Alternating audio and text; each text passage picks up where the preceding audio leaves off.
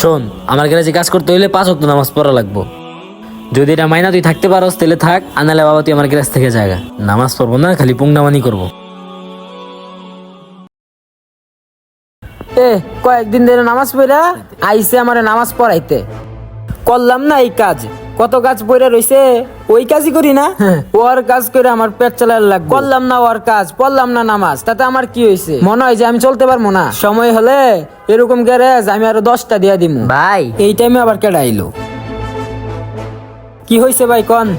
এই জায়গায় কি প্রণয় ভাই থাকে?